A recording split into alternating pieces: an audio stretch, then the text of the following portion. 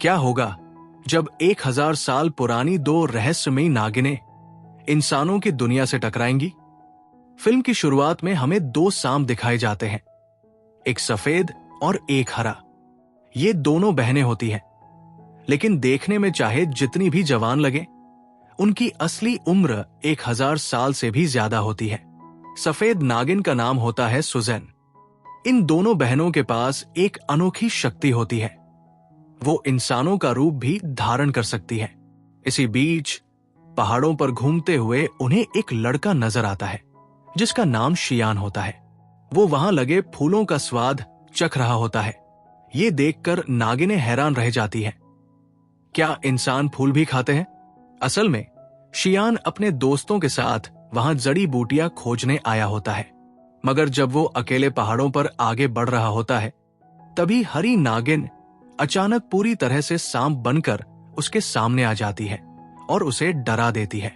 डर के मारे शियान अपना संतुलन खो बैठता है और पहाड़ से नीचे गिरकर सीधा नदी में जा गिरता है। ये देखकर सफेद नागिन सुजैन को उस पर दया आ जाती है। उसे शियान के लिए बहुत बुरा महसूस होता है, इसीलिए सुजैन इंसान का रूप लेकर नदी में जाती है। वो शियान को सांस देकर उसकी जान बचाती है। शियान जब होश में आता है तो खुद को अपने दोस्तों के बीच पाता है। उसका पहला सवाल यही होता है, जिस लड़की ने मेरी जान बचाई वो कहाँ गई? लेकिन क्या उसे कभी अपने रहस्यमयी मददगार का सच पता चलेगा? उसके दोस्त कहते हैं, यहां तो कोई लड़की थी ही नहीं, वो तो बस तुम्हारी कल्पना थी। उसी दिन गांव में एक भव्य त्योहार मनाया जाने वाला था। इस उत्सव में मंदिर के गुरु और उनके साथी भी जाने वाले थे, क्योंकि उन्हें संदेह था कि इस मौके पर राक्षस इंसानों पर हमला कर सकते हैं। शियान जड़ी बूटियां लेकर वहीं से गुजर रहा होता है। इसी कारण वो मंदिर के गुरु और उनके साथियों को भी अपने साथ ले जाता है। दूसरी तरफ व्हाइट स्नेक यानी सुजैन, जो शियान की जान बचाने के लिए अपनी सांस देकर उसे बचा चुकी थी, उस लम्हे को बार बार याद कर रही थी। वो लगातार शियान के बारे में सोच रही थी। असल में वो अब शियान से प्यार करने लगी थी। सुजैन अपनी बहन ग्रीन स्नेक से कहती है, मुझे उस लड़के से मिलना है जिसे मैंने अपनी सांस देकर बचाया था। इसलिए वो दोनों भी गांव के त्योहार में शामिल होने का फैसला करती है। उधर मंदिर के गुरु और उनके साथी पूरी तैयारी के साथ आते हैं, क्योंकि उन्हें पता था कि कभी भी राक्षस हमला कर सकते हैं। त्योहार के दौरान ग्रीन स्नेक गुरु के साथी से मिलती है। उसे वो लड़का अच्छा लगता है और वो उससे दोस्ती करना चाहती थी, लेकिन गुरु का साथी कहता है, अभी मैं तुमसे बात नहीं कर सकता, मैं यहां इंसानों पर हमला करने वाले राक्षसों को पकड़ने आया हूं। लेकिन उसे क्या पता था कि जिस लड़की से वो बातें कर रहा है, जो उससे दोस्ती करना चाह रही है, वो खुद भी एक राक्षस है। उसी समय ग्रीन स्नेक को शियान दिख जाता है। वो तुरंत उसके पास जाकर कहती है, मेरी बहन तुमसे प्यार करती है और तुमसे मिलना चाहती है। शियान चौंक कर कहता है, मैं तो तुम्हारी बहन को जानता तक नहीं।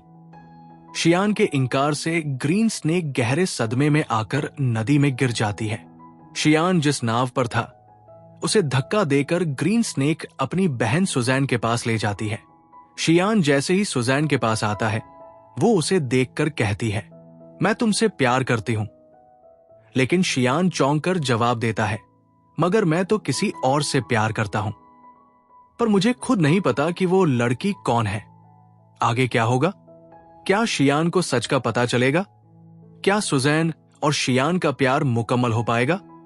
जानने के लिए बने रहिए। उसने मेरी जान बचाई थी, मेरी सांस देकर। ये सुनते ही सुजैन के चेहरे पर एक झटका सा लगता है। उसकी धड़कनें तेज हो जाती है। अब उसे पूरा यकीन हो जाता है कि शियान उसी की बात कर रहा है।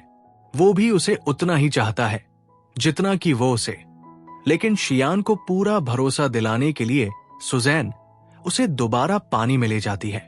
वहां वो उसे एहसास दिलाती है कि वही वो लड़की है जिसने उसकी जान बचाई थी और जिससे वो दिल से प्यार करता है।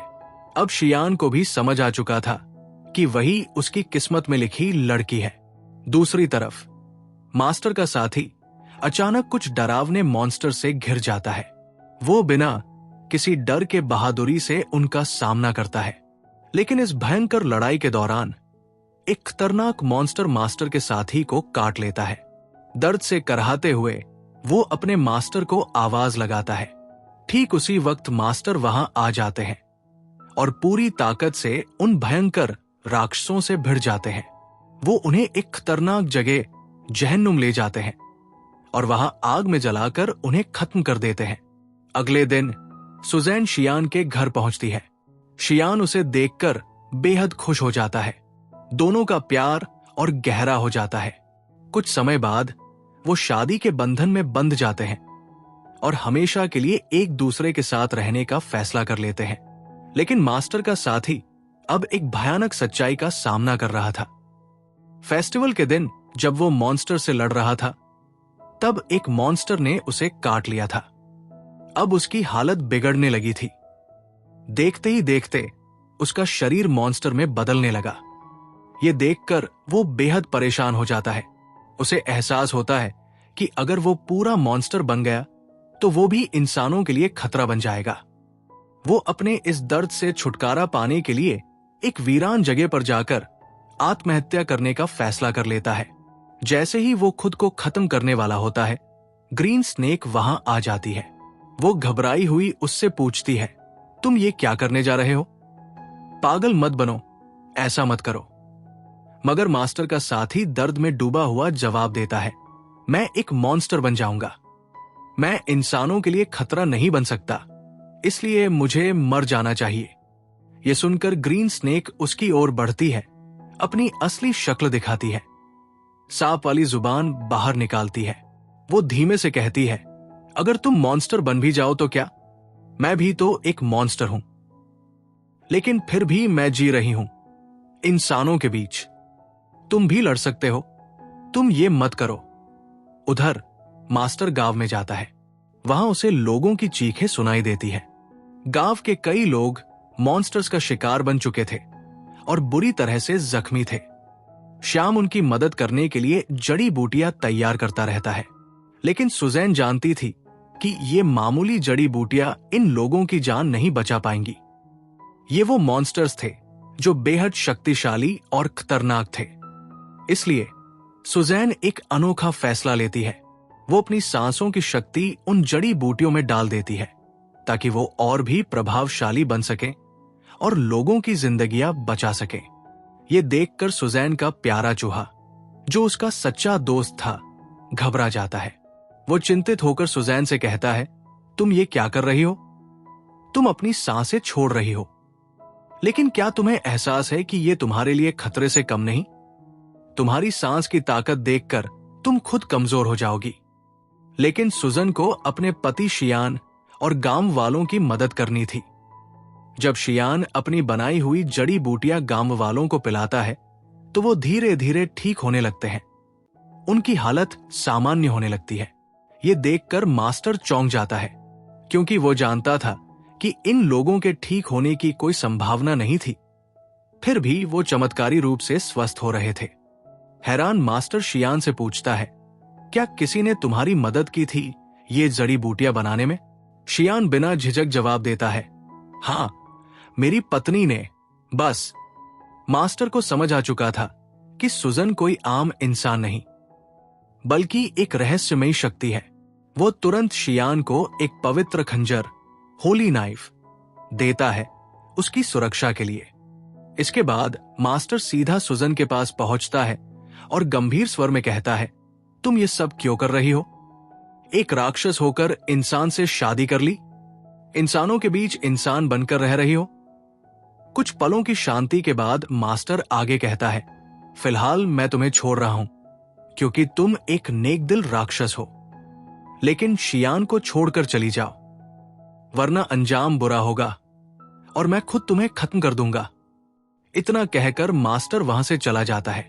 जब रात को शियान घर लौटता है तो वो अपने साथ वाइन लाता है, लेकिन ये कोई साधारण वाइन नहीं थी। इसमें एक विशेष दवा मिली हुई थी ताकि सुजैन के काटने से जहर का असर न हो।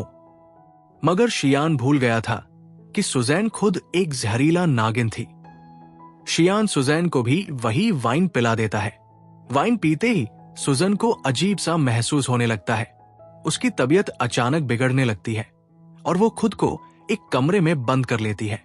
शियान घबराकर दरवाजा खटखटाता है। सुजैन, क्या हुआ? तुम ऐसा क्यों कर रही हो? भीतर से कोई जवाब नहीं आता। सुजैन अब खुद को नियंत्रित नहीं कर पाती। उसका असली रूप सामने आ जाता है, एक विशालकाय नागिन। इसी बीच मास्टर वहां पहुंच जाता है और सुजैन के सामने खड़ा हो जाता है। अब दोनों के बीच आमना सामना होने वाला था। शियान, जिसे मास्टर ने दिया था, वही पवित्र खंजर निकालता है और सुजैन पर वार कर देता है। लेकिन उसे यह नहीं पता था कि वो जिससे प्यार करता है वही व्हाइट स्नेक यानी सुजन थी। खंजर लगते ही सुजन दर्द से तड़प उठती है और अपनी बहन ग्रीन स्नेक के पास जा गिरती है। अब क्योंकि उसे पवित्र खंजर से मारा गया था, वो दोबारा इंसान का रूप नहीं ले सकती थी। वो हमेशा के लिए एक नागिन बन चुकी थी। शियान की आंखों में बेचैनी थी। वो मास्टर की तरफ देखता है और कांपती आवाज में पूछता है, मेरी पत्नी, मेरी सुजैन कहाँ गई? मास्टर कहता है, असल में वो व्हाइट स्नेक ही तुम्हारी वाइफ थी। तुमने एक सांप से शादी कर ली थी जो 1000 साल से भी ज्यादा पुरानी थी। शियान ये सुनकर सन्न रह जाता है। उसकी बीवी एक सांप? यकीन करना मुश्किल था।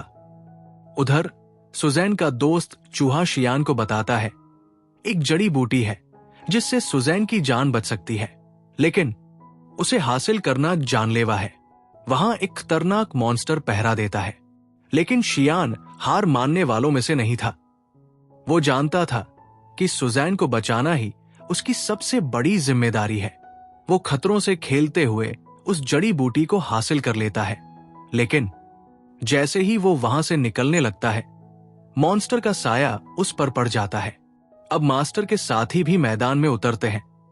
शियान को बचाने के लिए एक खतरनाक लड़ाई छिड़ जाती है। इधर चूहा सुजैन को वो जड़ी बूटी खिला देता है और वो फिर से इंसान का रूप ले लेती है। लेकिन जैसे ही सुजैन ठीक होती है, वो गुस्से से पागल हो जाती है।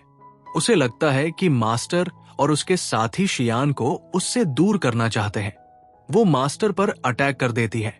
किसी तरह वो शियान को एक सुनसान जगह पर ले आती है और बेचैनी से पूछती है, तुम ठीक तो हो ना?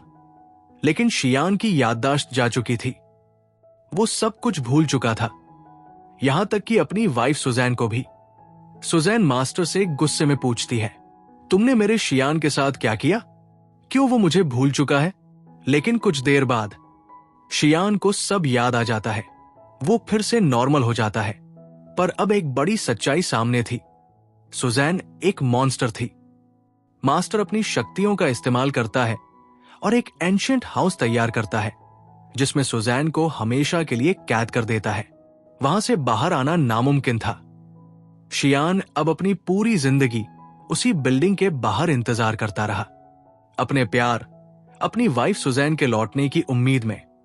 उधर मास्टर का एक साथी भी अब मॉन्स्टर बन चुका था, लेकिन वो एक अच्छा मॉन्स्टर था, इसलिए वो हमेशा के लिए मास्टर के साथ रहने का फैसला करता है। और यहीं ये कहानी खत्म हो जाती है। धन्यवाद दोस्तों। अगर आपको ये कहानी पसंद आई तो लाइक और सब्सक्राइब करना न भूलें।